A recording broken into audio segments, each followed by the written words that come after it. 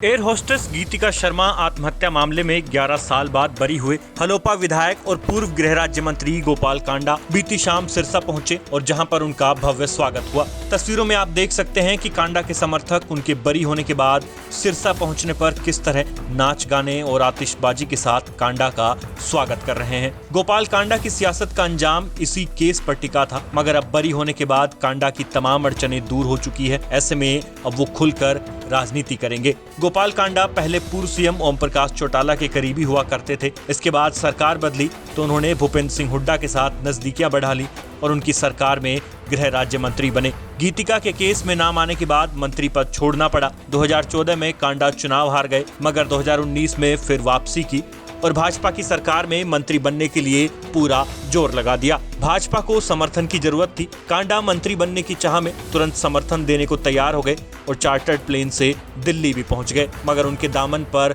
गीतिका की मौत का जो दाग था उसने मंत्री बनने का सपना पूरा नहीं होने दिया। भाजपा हाईकमान ने कांडा से समर्थन तो लिया, मगर गीतिका शर्मा केस के चलते उन्हें मंत्री नहीं बनाया। गोपाल कांडा के बड़े भाई गोविंद कांडा भाजपा में शामिल होकर एलनाबाद से उपचुनाव लड़ चुके हैं। बीते जून महीने में सिरसा अनाज मंडी में केंद्रीय गृह मंत्री अमित शाह की रैली में भी भीड़ जुटाने का काम दोनों भाइयों ने किया था, मगर यहां भी दागदार छवि के चलते गोपाल कांडा को शाह के मंच पर जगह नहीं मिली। लेकिन अब कांडा के दामन से ये दाग धुल चुका है। ऐसे में हमेशा सत्ता पर नजर गड़ाए रखने वाले कांडा अब खुलकर बैटिंग करेंगे। तो वहीं भाजपा भी चाहेगी कि गोपाल कांडा का सिरसा में भरपूर इस्तेमाल किया जाए, जिससे यहां चौटाला परिवार के वर्चस्व को चुनौती दी जा सके। फिलहाल कांडा की पार्टी हलोपा एनडीए का हिस्सा है। ऐसे में आगे कांडा अपनी पार्टी को लेकर क्या निर्णय लेंगे, अब इसकी चर्चा जोरों पर है। सिरसा पहुंचने पर कांडा ने अपने राजनीतिक भविष्य को लेकर क्या कहा, अब वो सुन लीजिए। देखो, झूठ न्यायालय के उस मंदिर में झूठ टाइम ले सकती है पर जीत नहीं सकती, और वही हुआ। वक्त कितना भी लगा, सत्य की जीत हुई और सच्चाई सबके सामने आई कि किस तरह क्या हुआ था। ये सब क्लियर हो गया और मुझे पूरा विश्वास था न्यायालय पे, तो माननीय अदालत ने वही हुआ, जो सच्चाई थी वो सबके सामने आ गई।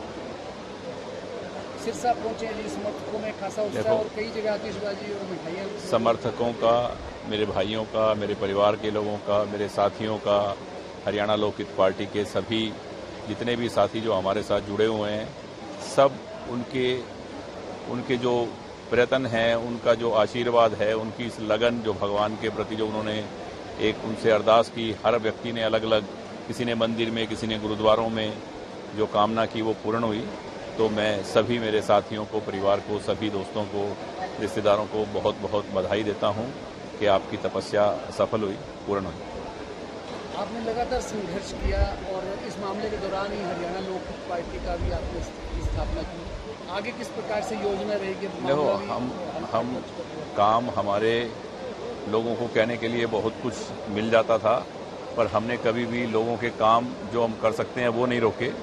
जो सेवा हम कर सकते हैं वो लगातार जारी रही, चाहे वो कोविड का वक्त आया, चाहे वो आज परेशानी में हैं, या बाढ़ के वक्त, या कभी भी सिरसा की जनता को कभी किसी चीज़ की, गांव में कहीं भी कोई ज़रूरत हुई तो वहां हमने काम नहीं रोका कभी भी। इस कोर्ट कचहरी के इन मुकदमों की वजह से काम नहीं रोका, अपनी सेवा अपनी लगातार जारी रही। क्या माना जाए कि हरियाणा लोकहित पार्टी का आगे किस प्रकार से अब विस्तार होने जा रहा है? देखो, बिल्कुल विस्तार होगा। जल्दी एक मीटिंग करके, एक बैठक करके हम इसके बारे में चर्चा करेंगे कि कहाँ हरियाणा लोकहित पार्टी दस्तक देगी और क्या करेगी, क्या इसकी प्लानिंग पूरी बना के जल्दी आपके सामने एक पार्टी का नया रूप आएगा। पार्टी एनडीए का भी हिस्सा बन गई है, तो किस प्रकार से देखते हैं? देखो, पार्टी है, पार्टी हरियाणा लोकहित पार्टी का मतलब है लोकहित के काम, देश की सेवा के लिए ये पार्टी है। और एनडीए का समर्थन इसीलिए है कि देश हित के लिए, देश तरक्की करे, प्रोग्रेस करे, उन्नति की ओर जाए। और आज पूरी दुनिया में हिंदुस्तान का जो नाम है और हिंदुस्तान जो तरक्की कर रहा है, और देशों को मैं बाहर जाता हूँ, मैंने देखा है सारा कि आज भारत एक अपनी अलग पहचान बनाए हुए है पूरी दुनिया में। इसीलिए आज एनडीए को हमने अपना समर्थन दिया है और बहुत भारी जीत होगी। विरोधियों ने लगाकर कहा कि सिरसा में विकास प्रभावित हो रहा है, क्या कहेंगे? सिरसा में बहुत विकास हुआ है, बहुत हो रहा है, बहुत काम पाइपलाइन में हैं जो जल्दी पूरे होने वाले हैं। अभी भी मेरी बात हुई थी कुछ दिन पहले मुख्यमंत्री जी से, जल्द अब मैं, क्योंकि अपने इस कोर्ट कचहरी के चक्कर में 2-3 महीने मुझे लगातार अब लगे, तो कुछ काम नहीं हो पाए, पर अब बहुत तेज़ी से सिरसा के काम होंगे। कोर्ट से अब बरी होने के बाद किस प्रकार से नया उत्साह है, नया संचार हुआ है, समर्थकों में भी कितनी ऊर्जा के साथ आगे बढ़ेंगे? मेरे में नया उत्साह, नया संचार पहले से ही था, क्योंकि मैं सच्चाई जानता था।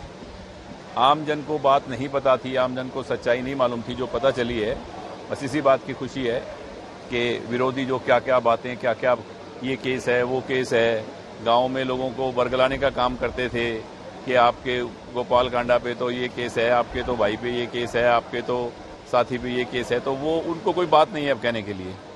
अब इस न्यायालय के इस फैसले से ये जरूर सामने आई है बात कि अब उनके पास कोई बात नहीं रही कहने के लिए।